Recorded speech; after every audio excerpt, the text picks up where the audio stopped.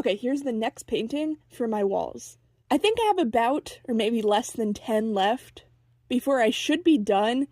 but who knows, maybe I'll have some blank space to cram even more canvases into.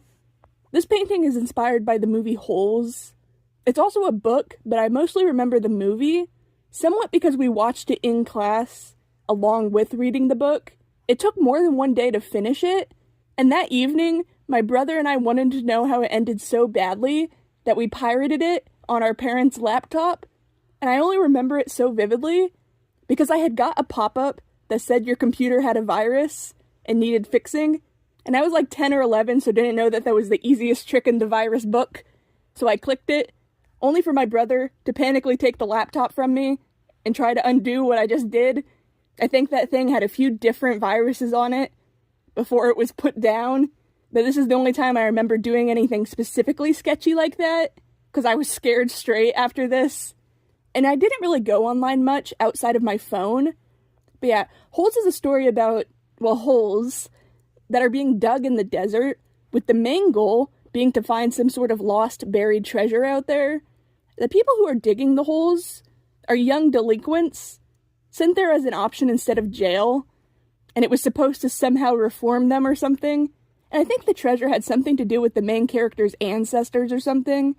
But while the whole digging camp section makes up most of the movie, a good chunk of it goes back and forth between a time in the past that followed the story of an outlaw, the one that hid the treasure, and her story ends after she lost everything and the guy she fell in love with was dead, and by that point she had already hid the treasure, so the people hunting for her and said treasure find her, but she doesn't tell them where it is. Instead, she picked up one of these ultra-dangerous lizards and let it bite her, so she would die with the secret of the treasure's location, and no one else could ever find it. The lizards are kind of a big plot point. They aren't based on any existing lizard species, and in the movie, they're actually portrayed by bearded dragons, just with added CGI frills and fangs to make them look more scary. But I just couldn't be scared of them. I've just seen way too many goofy pet bearded dragon videos to take them seriously as a threat. But apparently they're described differently in the book. But the thing both designs have in common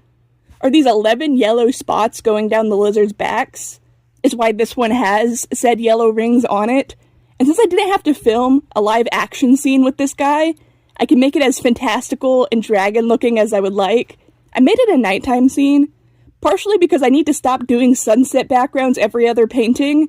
but also because in this movie, the scenes that happen with the lizards happen at night, and most desert animals are usually nocturnal, since it's usually too hot to move around during the day, and in the movie they're said to have the worst venom out of any of the creatures in the desert, even stronger than a rattlesnakes or any kind of scorpions,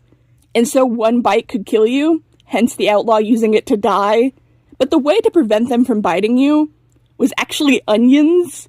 They didn't bite people with onions in their bloodstream or something.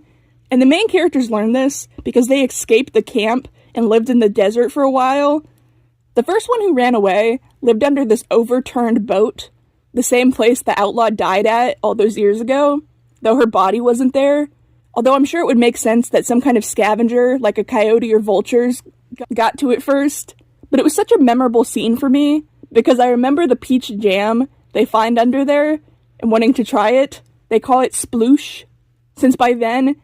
it would have been so old that any sign of what it once was, which was peaches, would be gone, and it would just be this sweet, sugary mystery substance. But they run out, so in order to survive, they go to this place called God's Thumb, which is a mountain shaped kind of like a hand with a thumb, I guess. I don't know, it just kind of looks like a normal mountain to me. But up there, they find some onions, and just take a big old chomp out of whole raw onions, which makes my eyes water just thinking about. But I remember watching some prop guy on YouTube explain the way they actually did it, was putting like this edible wafer paper type of stuff over an apple. So there's still that onion-like crunch, but none of the pain, since I imagine it would be pretty hard to get child actors to eat an entire onion. But I think the peaches and onions end up being important somehow to the main story, since I think the outlaw had the canned peaches, and the guy she fell in love with grew the onions. And at the end of the movie, it's revealed the missing ingredients for this magic anti-foot smell potion that the main character's family is working on is onions and peaches, and they sell it and become millionaires, which I'm not entirely sure why they needed to add that part, because they had literally just found a box full of precious stones and metals and some bank papers worth millions, so I don't know why they needed the weird foot plot line on top of it, since it really is just a random part of the movie and doesn't need to be there. But yeah, when the boys find the treasure, it turns out it's in a death lizard nest, and so the bad guys can't just drag the kids out without getting bit themselves, and it gives a social worker and the main guy's mom time to come and find them, and when finally getting out of the hole, the warden tries to take the treasure chest and say that the boys stole it from her, but it somehow had the kid's name on it. I think through that confusing ancestor plotline from earlier, but it meant it was his, and of course, children being found in the death hole full of death lizards isn't a good look for the camp, and it also turns out one of the people working there was also a notorious criminal, so they were arrested, probably for child endangerment, since even before the death hole incident, the kids had been missing in the desert for like a week before that. But yeah, once the treasure is finally in its rightful hands, it rains in the desert for the first time in decades, and I like a good happy ending, and I've always enjoyed this one,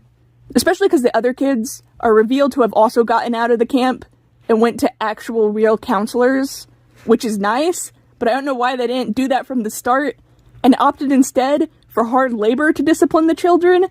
but it was a happy ending nonetheless, and I always enjoy watching this movie because I like watching bearded dragons climb all over the people, and the lizards in the backstory sections were probably my favorite part. But yeah, this is another painting added to the wall. I feel like I've been saying this for almost a month now, but I swear I'm almost done. But eventually I really will be done, and I don't know if I'll know what to do with myself at that point.